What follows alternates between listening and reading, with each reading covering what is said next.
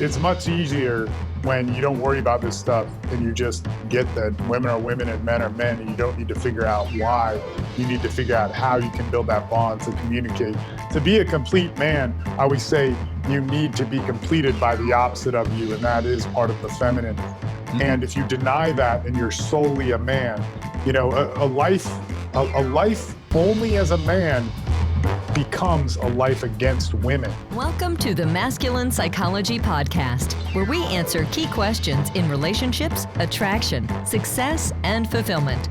Now, here's your host, world-renowned therapist and life coach, David Tian. Hi there, welcome back. You're listening to the second part of last week's episode. Let's jump back in. Welcome to the Masculine Psychology Podcast. I'm David Tian, your host. And this is part 2 of our uncensored opinion of the Red Pill movement with my special guest, life coach and father of 4, Steve Mayeda. And one thing I want to add before we continue is that a few weeks after the original recording of this, which was in 2020, it had finally dawned on me that the Red Pill's view of women is actually worse than I thought it was. So I want to make this clear because it wasn't clear to me when I originally recorded these 2 episodes in 2020. And that is, the Red Pill believes, as one of their core tenets, that women, females, are biologically determined to lack integrity, honesty, and loyalty. It's almost as if they are biologically incapable of good morals. Now, when pressed, they will admit women, females, let's just stick with the biology because that's how they do it. Females can act as if they have morals. They can act as if they have integrity, loyalty, and honesty. But when they are, they're in denial. They're denying their biological nature as females. Another way that they put it is that the feminine is incapable of loyalty, honesty, integrity. And when they are acting as if they have morals, they're acting against their feminine nature. And of course, the implication there is being good or being moral is in line with masculine nature.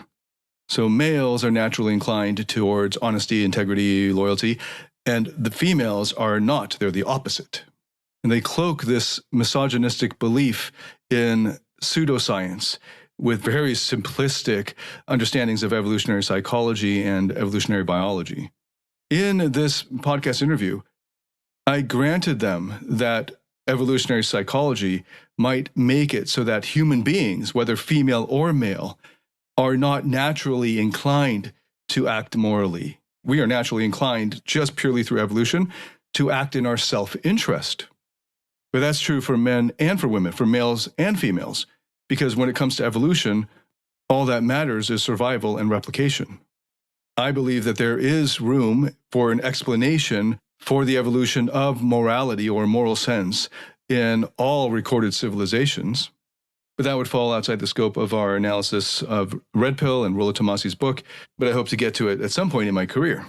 But in any case, it's unnecessary for this argument because all you've got to know is Moral Philosophy 101 from first or second year university philosophy course to see that almost all great moral theories, including any that have their roots in religion, like Christian moral philosophy or theology, but also in the ancient Greeks and the Enlightenment and going forward, they have as a background assumption that we are not naturally inclined to do the good, or that we have a nascent moral sensibility that needs to be cultivated. So either it's just false that all females are biologically incapable, or let's take the weaker version, biologically inclined towards immorality. Either that's false, or all of us are, males and females, because of evolution. And then ethics comes in as morality to curb the natural instincts or to cultivate them to something greater. And then it would apply equally to males and females.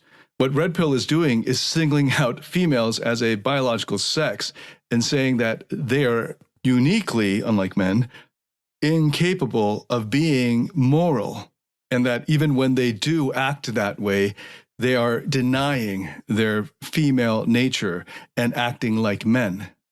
So this is a much stronger thesis than I had thought that they were espousing when I originally recorded this. So I wanted to put this up front so that you also are aware of it as one of the many weaknesses in their arguments and views. And I would say one of the great absurdities, which display an alarming lack of understanding of moral philosophy, and actually is in line with the fact that red pill men lack morals themselves. When it suits them and their self-interest, they will stab you in the back. So I wouldn't trust any red pill man either. Okay, so if you're interested in red pill, buyer beware. Now, Steve and I will dive even deeper into Rollo Tomasi's Rational Male and its many weaknesses and the red pill movement. Without further ado, let's continue.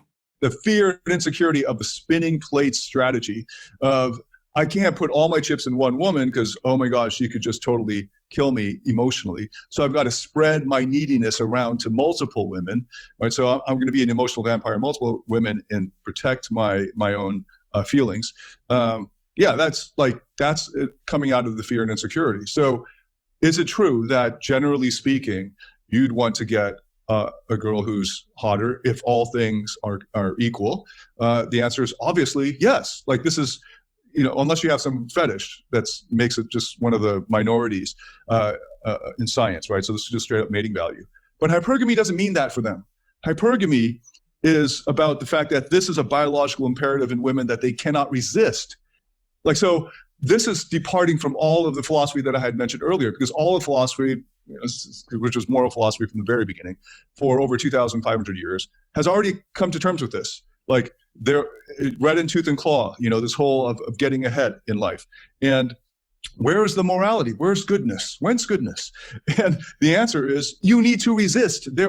We human beings have a need for self-restraint, just as children do. They need to learn limits.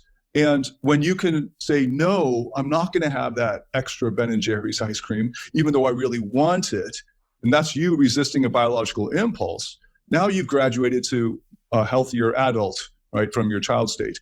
But what they're saying is, with hypergamy, it seems, what they're saying is that women they're unable to resist that. Where he says they're capable, but it will eventually drag them under. So it's sort of like they're saying all women, on the analogy, have an eating disorder. Like, they can't resist the Ben & Jerry's, even though there's a part of them that says, this isn't good for me. They just eat it.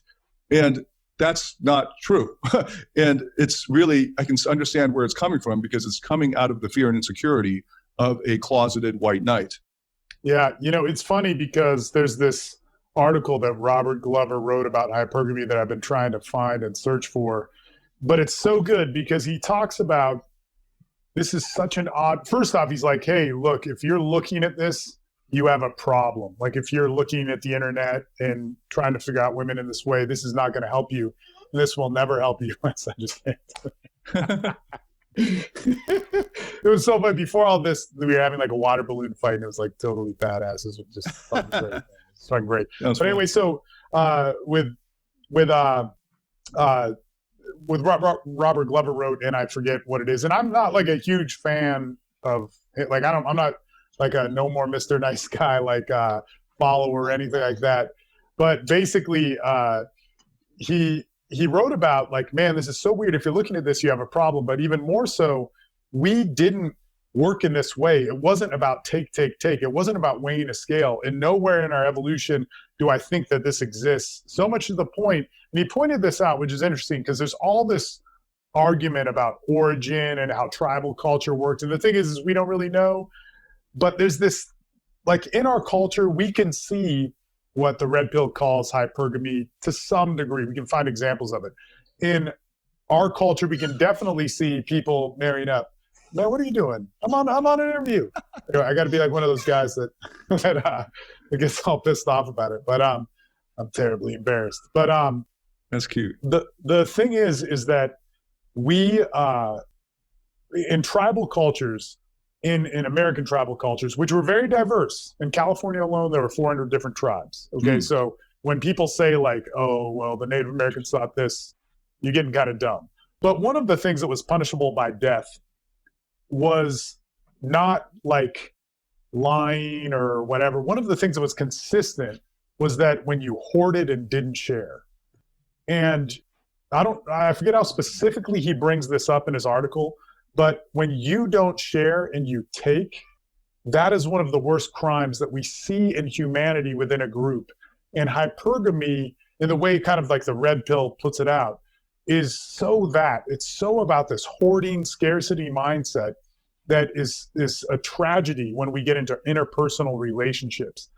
And it's not about who could get over on you or whatever. And if you are having interpersonal relationships where people are making it about a scale and stairs and steps, and I get it that in corporate America that's the case, but if you are, then there's a problem. Like, it needs more connection, it needs more empathy, it needs more exchange, it needs more of you sacrificing yourself, willing to be hurt so that you could put your real self out there and not some fake facade. Because when people you know and depend on that care about you, whether they love you or they're friends, and you put out a fake facade out of scarcity, what are you? You're fake. You're the guy trying to be Tim Kennedy. You're the dude that is based off of your fears. You are your fear. You've empowered your fear.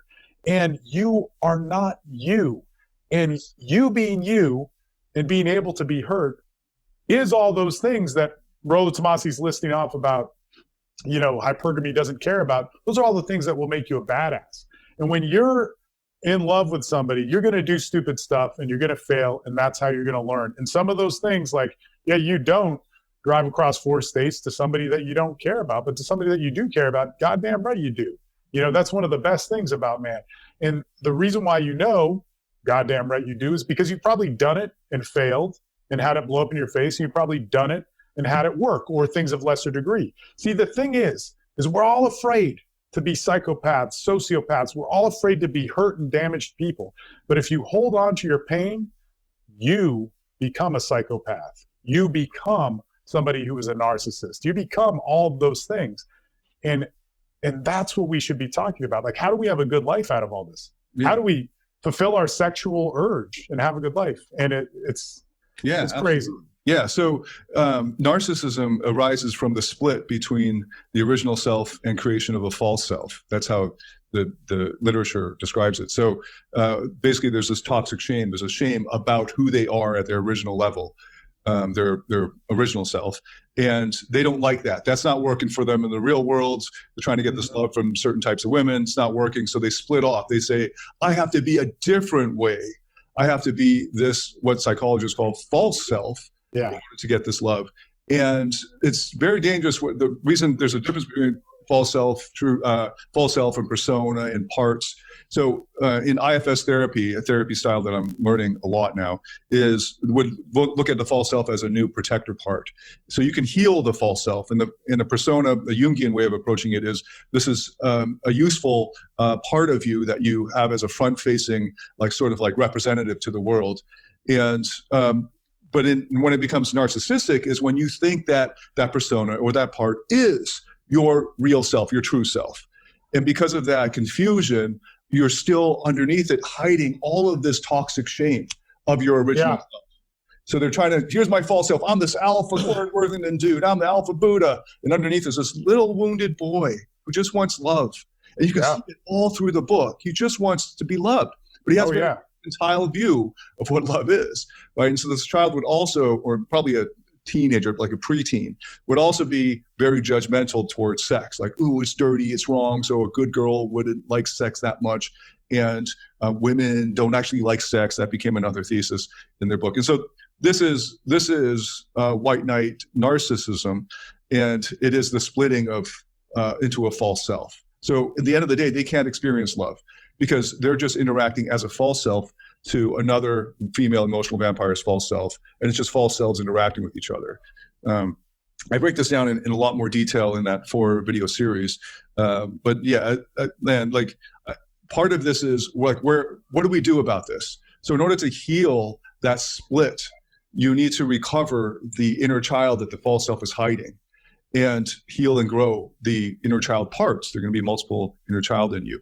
And I found that the most straightforward way to do that, and most effective and quickest, is psychotherapeutic processes. So over the past more than 4 years now, that's been the focus of my work, using psychotherapeutic processes to bring guys into this growth and healing. And the reason it's so hard for them to even see the value of that is because they're still driven very much by their fear. because their needs aren't being met. They're not able to meet their own needs for security, for love, for connection, for significance. And they're trying to neurotically get women to meet those needs for them. And it's so hard because they're trying to manipulate women into doing it. And they're picking the wrong women. So they're the wrong women over and over and over. And these women keep screwing them over in certain ways. And they've formed these neurotic patterns of interacting with women. And as soon as they engage those patterns through their false self, they're turning off actual good women, like developed women. Developed, immature, and emotionally intelligent, and so forth. And you can see this encapsulated really well in the Iron Rules. So at the end of his book, he's got the Iron Rules of Tomasi or whatever, and most of these are so fear-driven. I think if I just read them out, it should be quite obvious. But I don't know if we need to say anything more than that. But rule number 1 is always control the frame. Another point is like all the good advice in this book is already said in good PUA advice, over the past 2 decades, right? So there's one like, you're not going to start teaching us about frame now, are you, Tomasi? Because we can do like books on frame. Anyway, so always control the frame. But that comes out of this deep insecurity. I used to teach frame for years. And I think it's useful to know, especially in a business context. But if you're in a relationship, like going back to that sacrifice issue, like I've traveled a lot to meet my wife. Like when you're in love, dudes, will you think it's a sacrifice to hop on a plane to meet your lover? You're so excited to go, and it's exciting because it's a trip for you too, and you get to see a new place, and you're really excited. Would you say I fucking sacrificed to get on that? No, like if you're in love and you're doing this out of love, it doesn't feel like it's. Now there are times when like fuck, I gotta get on this plane, but there's a part of you that if it's really out of love, you're not. It doesn't feel like a sacrifice, and it's sort of the same here. Like when you're in love, you're not counting this stuff. You're not keeping score. If you're like on the frame, you're going to sabotage your relationship. Boundaries and frames are really important and they're great, but they're useful when you can't trust yourself, having that border be open. And so like if I like, it's like, man, I don't want to date somebody that a red flag shows up. I'm not that afraid of it right now. I just say no. But when I am afraid of it, I need a boundary because I need to stop myself before I get carried away. And so when we care, control is a weird thing. Part of the things like the solutions that come out of pain are going to be control. They're going to be power. They're going to be all the things that the red pill literally says and somehow people think is good. But the things that come out of, when you're at peace with that pain, they come out of choice. And choice always has to be affected by all things in order for it to truly be choice, which is human value. That what gives us our worth is the ability to choose and decide and not be bound to something. And it's funny because, things like the red pill make more of this like rigid system that we must follow in order to have the human experience. Yeah. So, and I just want to point out again, because like Steve and I are old school PUA as well, like way older school than what you'll find on the internet right now. And I just looking at some of these other Iron Rules. And if the next one's never reveal the number of women you've slept with. So there's you can see there's so much fear around that, right? Like what do you, so this is just the inner level PUA. Like it'd probably be better because you're going to run into stuff you don't know how to handle. But what's great is he'll do this Iron Rules and then he'll do this explanation for it. And the explanation is where you see all of the fear and insecurity coming out. Because if you're just teaching, I don't know, a 16-year-old dude, well, I guess you wouldn't give that particular piece of it. But if you're teaching like a beginner PUA with like training wheels, here are some things you want to avoid because it's going to get a little tricky, But like these are ironclad rules. And these are, you can see how like, it's just fear, right? And number 3 is any woman who makes you wait for sex is never worth the wait. Again, like if you're a beginner PUA, this is good starting advice. You want to not get stuck in the friend zone or whatever. But the fact, like the way he describes it, is just pure insecurity. And the same with the next one. Never live with a woman you aren't married to. Again, actually, I think this is pretty good advice because it gets trickier once you do move in together.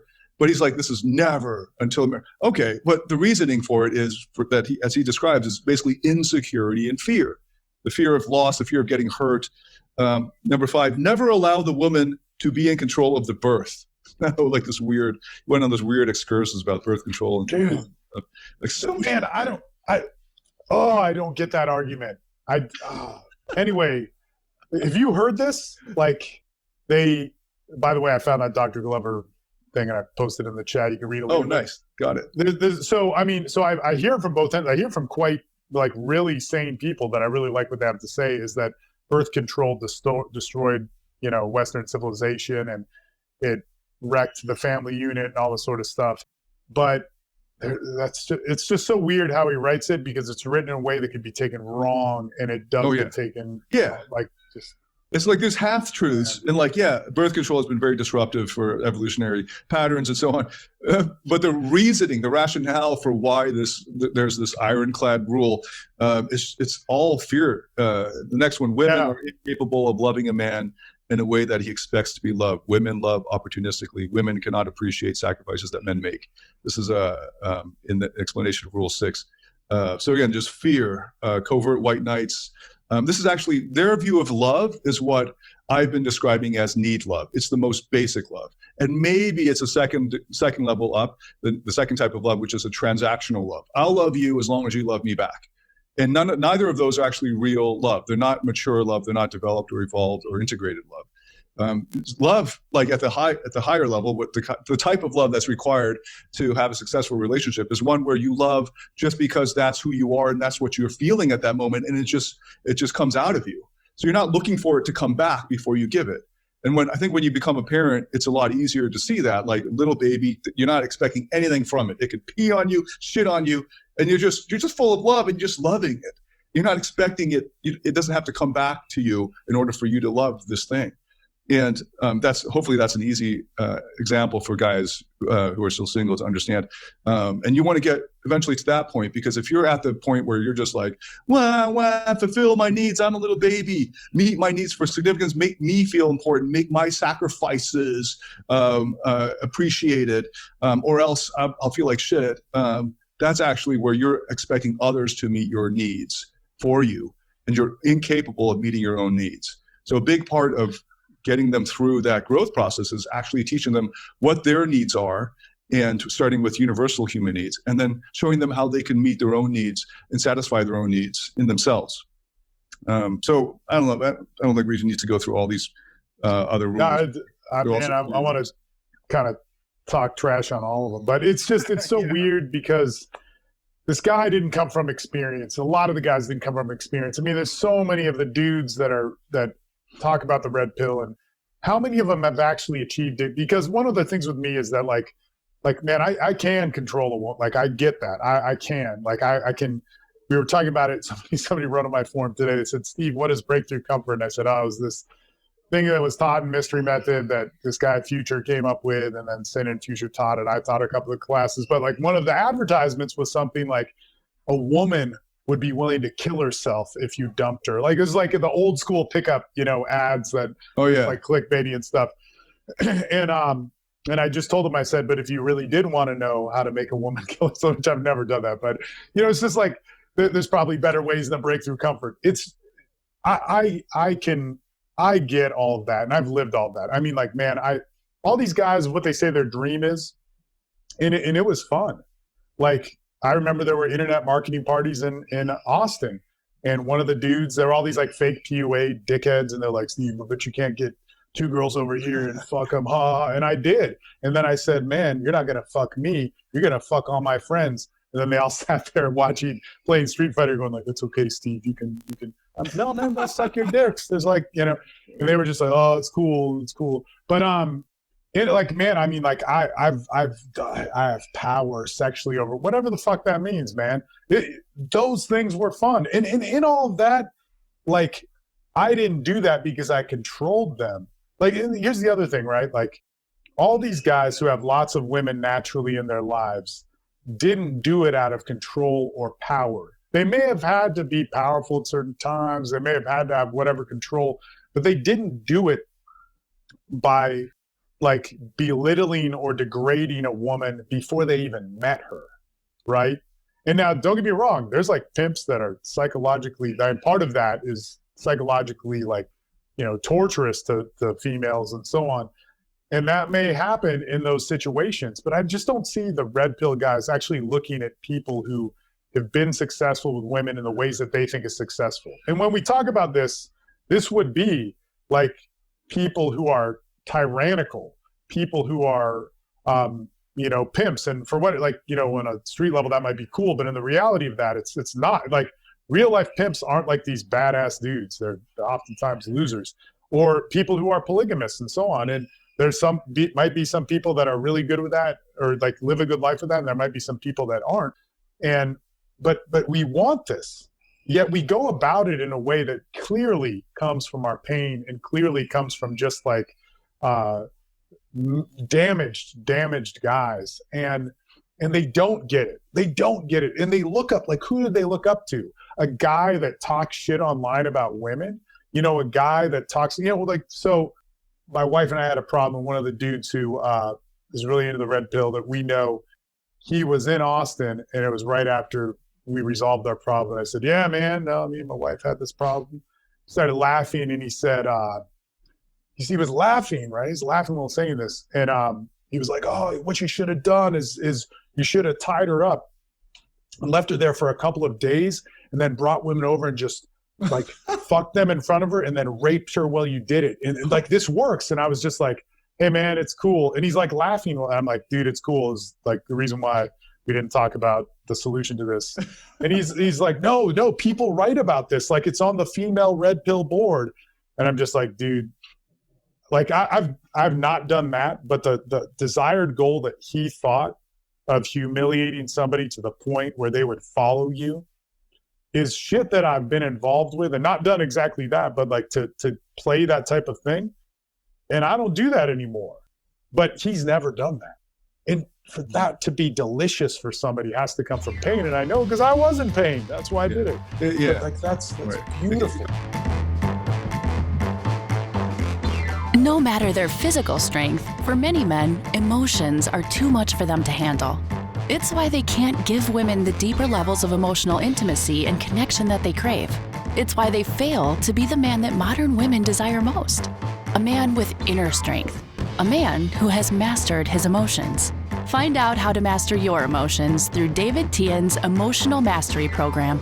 The Emotional Mastery Program is a step-by-step system that integrates the best of empirically verified psychotherapy methods and reveals how to master your internal state and develop the inner strength that makes you naturally attractive, happy, and fulfilled. Learn more about this transformational program by going to davidtianphd.com/emotional mastery. That's DAVIDTIANPHD.com/emotional mastery. The pain might be so long ago that they're not conscious of it, and then it becomes just power tripping. Because I studied that type of control for too many years, and there was a part of me that's like, yeah, now I'm the man. If I can make this happen, then I'm basically like, I'm Thanos. I'm the man. I can do whatever I want. Yeah, no one can touch me. I'm the shit. And I'm very lucky that a few years later, I finally got taken down pretty bad by a woman.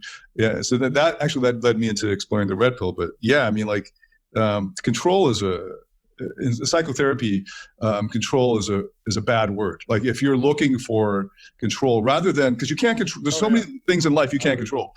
So stop looking. Look for ways of like being adaptable, flexible, enjoying the moment, letting go of these neurotic things that you have to control in order to feel secure.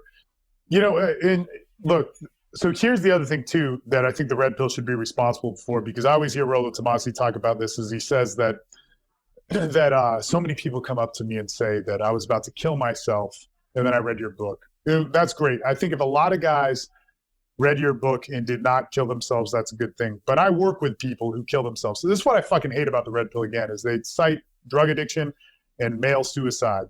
And I work with men who killed. I know a guy that got murdered a couple weeks ago, who was 20 years old, who was a drug addict. I know many people who've killed themselves, committed suicide, both men and women.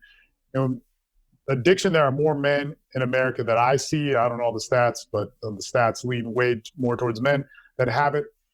But nobody gives a fuck. Addiction doesn't care what religion you are or whatever. If you're a junkie, your life is fucked, right?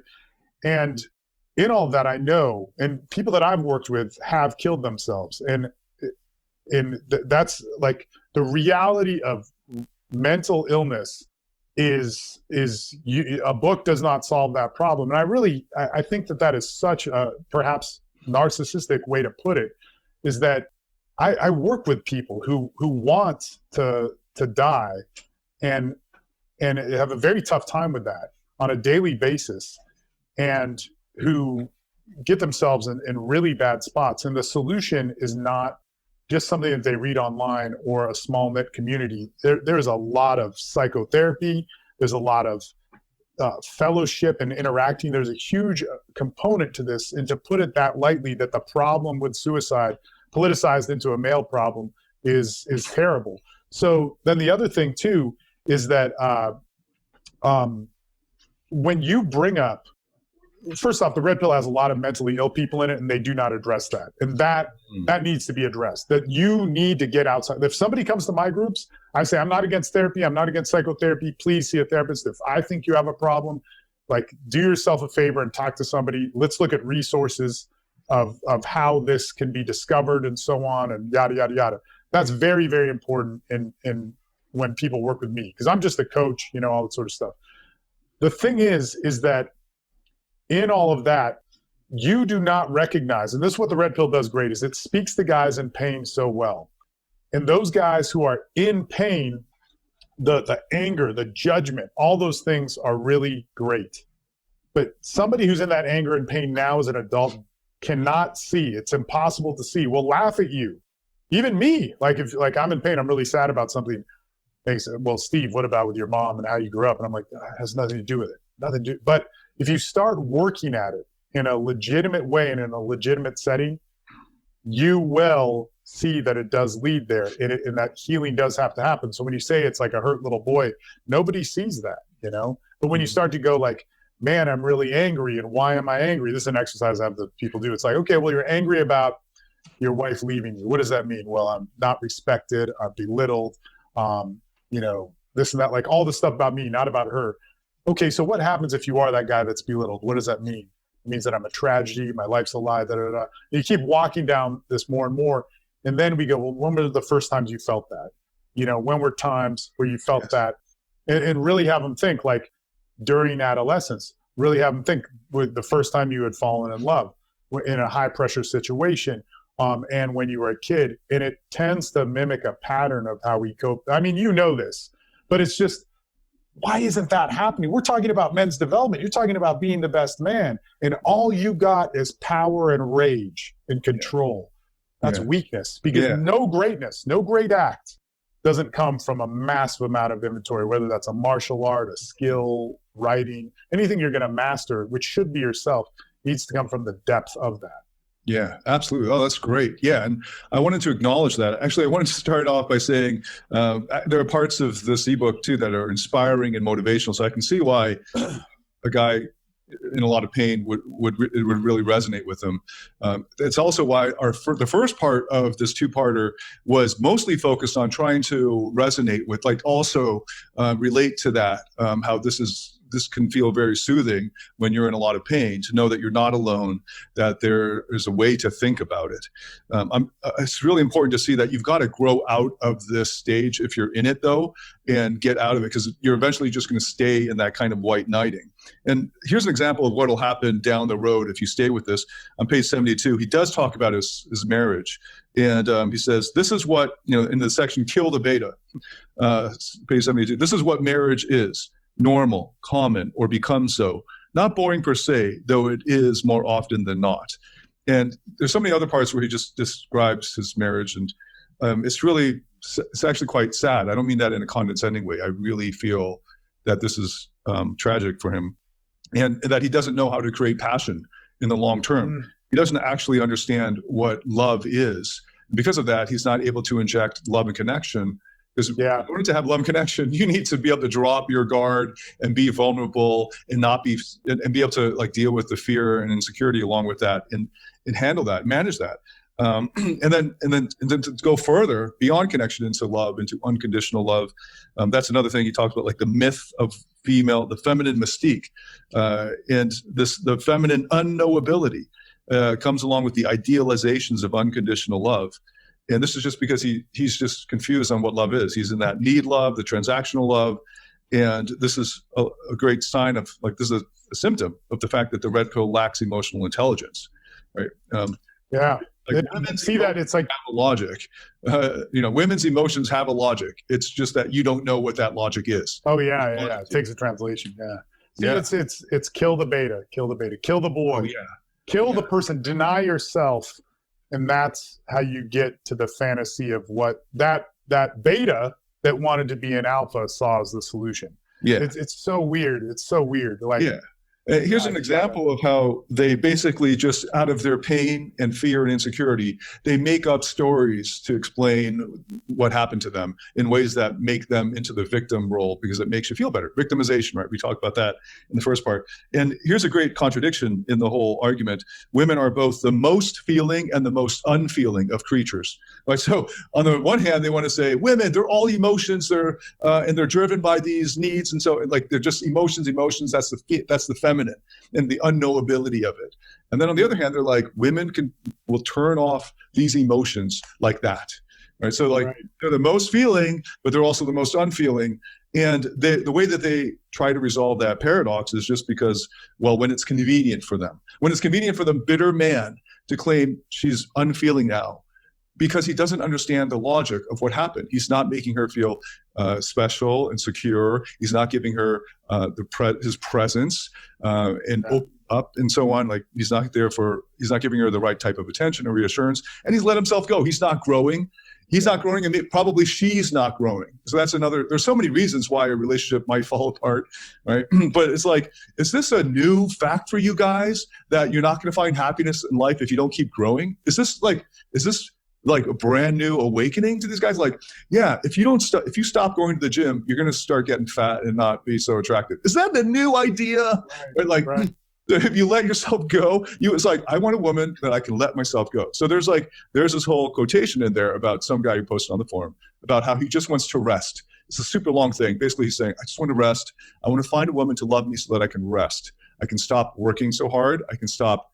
So basically this is David Data. Like a lot of the good stuff in here has already been said decades ago by David Data and the more cutting edge pickup artists.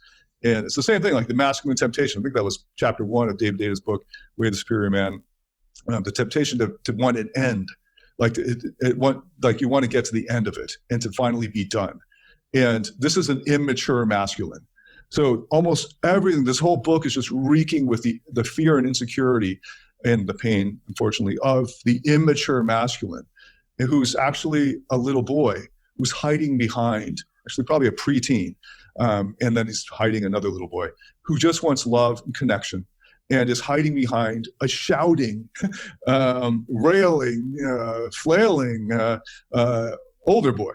And until you break past each of those barriers and heal and grow each of those layers, you're never going to actually find peace and contentment and happiness and fulfillment. And more importantly, what you're really looking for, guys, which is unconditional love.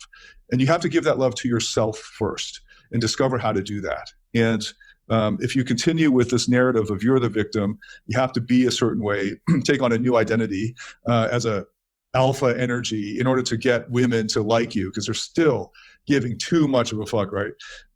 Until you drop that whole agenda, you're never going to find that love. Yeah. No, man, it's such a weird thing that guys take this seriously and find peace in it. But I guess that's kind of the state we're in of how men can be sad. And I get it. When you're going through a divorce, it's real easy to look at the red pill stuff. A lot of it makes sense and speaks to you. But man, I'll tell you this, like, it's much easier when you don't worry about this stuff and you just get that women are women and men are men, and you don't need to figure out why. You need to figure out how you can build that bond to communicate. To be a complete man, I always say you need to be completed by the opposite of you, and that is part of the feminine. Mm-hmm. And if you deny that and you're solely a man, a life only as a man becomes a life against women. And man, I've always thought this, and then it becomes a reality more and more. Just as time goes on, we just have so many people refracted and alone. To be a divorced man is a great thing in the world. Like it's beautiful. It sucks for about a year and a half, and all that pain and that, but God, it's so great, and we live in a man's world. And I'm sure if I was a woman, I'd say we live in a great world for women too. But like to be a man, whether you're single or there's so much to do, and it's so great. And don't waste your time with looking at the why and these guys who've never proved it, like who's proved themselves. It's so weird, you know. Yeah. He attacks solipsism, excuse me, in women, but he commits a solipsistic fallacy, which is that just because he hasn't seen it, it doesn't exist. So I want to say that's solipsism right there. That's where the belief that that the world is just you, like it's just ultimate self-centeredness. Just because you haven't found love, guys, doesn't mean it doesn't exist. Just because you haven't found a successful relationship doesn't mean it doesn't exist. The thing, there's a go way, ahead. Yeah, sorry. Yeah, go ahead. Yeah. The thing that I hate about this whole red pill thing is that it's kind of ironic because it comes from the Matrix, and now those two guys who made it are women. But it's like you've taken the red pill, you know, and then you wake up and you go back to the life you always lived if you take the blue pill, and then if you take the red pill, you're awoke in this way, and It is such a lie. The biggest lie is to think that you are awakened to a truth. And this is another thing. So that if I were to break down like what is wrong with the red pill is like evolutionary psychology. They get that wrong, and it's not a hard science, and it's not meant to be a hard science. And I'm not asking for it to be a hard science, but don't assume it's a hard science. The alpha beta thing is a huge thing in the red pill, which I think they interpret completely wrong and fucked up. And I just think it's a fucked up idea in general. The other thing is sexual market value. And we kind of talked about that a little bit. I think I said objective instead of subjective, but sexual market value, or like one's worth is a subjective thing, not a hardline objective thing, which you then went into like not mate choice or however you put it, but mating value. Yeah, that is a little bit different. The other thing too is going to be hypergamy. When it comes to the red pill, there's this idea of an absolutism or a truth that cannot be broken and is better than anything else, which mirrors any extremist group you're a part of. You hear the same thing and Islam is a great religion, but when it comes down to extreme Muslim beliefs, you get the same thing like, oh, if I just know this, I'm now wise. I've looked at Reddit on the red pill, and now I've been enlightened in this way, which makes me smarter than the average fucking, you know, Chad out there, whatever they want to call him, that just thinks he's got it better than me. Like I'm better than them and I'm superior because I have this information.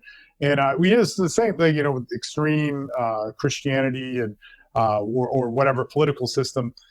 This idea of the truth is not based on your experience, is not based on how you've been challenged in life and made decisions as yourself, making it your own truth, but it's a truth that can protect you and make you better than, and make you more powerful. And once again, you know, you said in psychotherapy, it's like control is a bad word, but we get into these zones of what I call scarcity, and where, you know, there's a reason for anger, there's a reason for fear, there's a reason for control, there's a reason for boundaries. But when we start making those our main form of communication to people that we don't know, like we fear them, we judge them, we try and make control or have control over them and so on, this is tremendously unhealthy. And I think that's the biggest red flag, you know, to saying that you're not developing as a man, you know, to saying that you think that love is a lie and it can't be true because you gave it your all. Mm-hmm. And you're probably not even willing to look at it because you didn't give it your all, you know. Men and women are so different. We have to learn that language. And it's a beautiful thing. And the more you learn that language, the better off you are as a man or a woman exploring those things. Yeah. So anyway. Yeah. Oh, that's great. Yeah. So I guess we should really be wrapping up here as well. So let me just, I guess, summarize one of the points, which is the fear and insecurity, and the insecurity that's driving the red pill agenda, especially in the Rational Male book, comes out of the fear that you're not enough, that you're not good enough, you're not worthy of love, not good enough for love, not enough for love. And it's just, the entire thing is just coming to terms with feeling that way, that I'm not good enough. So I have to be this guy, this Corey Worthington type of alpha, or whatever it is, that they have to be different from who they are, and the toxic shame that they have towards who they are. And there's a theme running through it of like, you can't just be yourself and be loved. That's just a myth. And it's sad because what they're referring to is just standard AFC. Like POAs have been saying that for 2 decades, right? And there are much better ways of actually coping with that. So if you're going to take that tack, just learn some real game. But even deeper is actually tackling the belief that you're not enough, the challenging that, and then how to actually feel in your core, like it's a real belief that you are enough and you are worthy of love. And the way to do that is to start with meeting your own needs, so that you're not driven by this fear anymore. Meeting your own needs for security, for love and connection, for feeling important. And then the way to go further from that is integration. It's a term that I like to use, is integrating your inner child parts into yourself and growing and healing those parts, and integrating even the feminine energy, learning how to balance that out, being able to relate to the feminine and even grow some of the management of your own feminine energy within you, because that's what's required for a successful life. Is not just 100% toxic masculinity, because it becomes toxic at that point, but to get in there, 80-20, 70-30 of having that balance and integrating that into yourself, and ultimately discovering your true self and leading with that, and being able to interact with others. And that will do is draw out, it will, like, in a way, call out the true self in others. And those women who are integrated themselves, who are developed on the path, on the pathway there, and who are growing themselves, will be drawn to that. It'll be it'll be almost inexorable. It'll be at an unconscious level. Whereas if you put the false self out and you're leading with the false self, all you'll get will be other false selves, because the true selves will be turned off by that, and it won't be something that they can relate to. So if you continue to go down this road, you're going to end up. How did Tomasi describe his wedding? His marriage. Normal, yeah.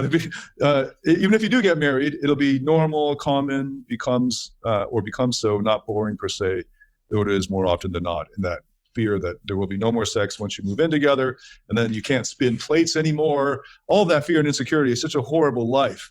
And I think red pill guys know it. If you're just starting down that road, it just feels like yuck. Right? It feels like, okay, I got awoken to sort of, Matrix is a good example. You look at how shitty the world is, right? It's sort of like, and I'll tell you, then the answer is actually you have to take another red pill. It's the red pill for self-discovery, self-awareness, and growing. And this isn't the reality. This isn't true reality. There's something much more beyond this, a lot more color in the rainbow, and you're just looking at one or two colors. It's funny because this idea you're not enough, the red pill blames society, and all of your power comes from evolution. But the definition of alpha isn't based on evolution, it's based off of society. And then sexual market value. And let me just rewind, because I know people are going to question, like, if Rollo Tomasi or any of these guys get challenged on what alpha means, they're like, oh, well, it doesn't mean the pack of wolves. Guys, we're not talking, what are we, stupid? And it's like, no, we're not stupid. We're asking you the question because you're using the term, because you're saying all of my power comes from my evolution as a man, what it means to be a man. Yet you're using terms which don't define what's going to help you. So now alpha is this cool term because everybody knows it's because it's an evolutionary term, because we're talking about evolutionary psychology, but really means confidence based on society, which damaged you. When you look at Tomasi, he would never survive in an alpha world of what he's saying men came from. He is the ultimate bitch. Maybe he's even the penultimate bitch because he's second to everybody. But the thing is that then we look at sexual market value. It isn't based on evolution. It's based, it's like, oh, well, muscles and the shape of the body. But then it's all how to get there is societal based things. How can we hack society in this sort of way? Hypergamy. I mean, look, how we evolved, if hypergamy is existing, would have been represented completely different. And so we're talking about a cult. There's problems in our culture, no doubt. But to make yourself think that it is an evolutionary thing so that you could buy into truth, so that you could have power, so that you could represent yourself in a way that can't be argued and that you could believe in and not look at yourself as part of the problem, that is a circle and cycle of shit that you're going to eat for the rest of your life. If you want to know the David Tien version of that, there's probably some psychological term of denial and just, delusion, and that's so terrible. Nothing is true in this. Like the red pill, the truth that you're supposed to take, unveiling the reality of the world, keeps you deeper in a world that is a greater lie. And to see the truth isn't taking a fucking pill or reading a book. It's living in such a dynamic way to show yourself as you to people and to learn to deal with the pain of that. And people aren't going to like you, and you're going to get screwed over, and you're going to get fucked worse than you could ever protect yourself. But then you're going to learn to live through things that you never thought you could live through. And that's the beauty of it, man. It's like, even like when you hear a lot of these guys talk about PTSD and trauma, which is a real thing and a terrible thing. And it has unique characteristics that they don't even look at, man. They just use it as an excuse to diagnose themselves or give reason to why they're angry. But trauma is accentuated in a culture, or trauma has a different result psychologically in a culture that can't allow somebody to be a part of something. And that's what I think we're dealing with here. We need more connection and more openness, and the less that we have that, the more we're just going to see this crazy stuff and see it justified to be angry, all the way up to, if we get school shooters, or all the way up to just hating a woman, to thinking that that's how you be a man. Anyway. Oh, that's great, man. So inspiring.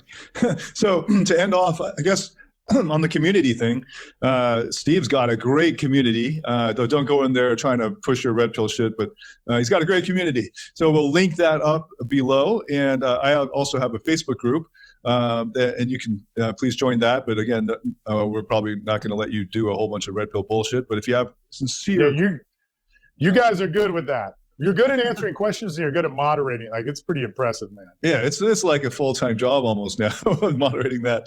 But please join either of our groups. There's a lot of free resources as part of those groups. I'm also going to link up a 4-part video series that I've mentioned before called Modern Mating Explained, that will speak directly to the red pill condition.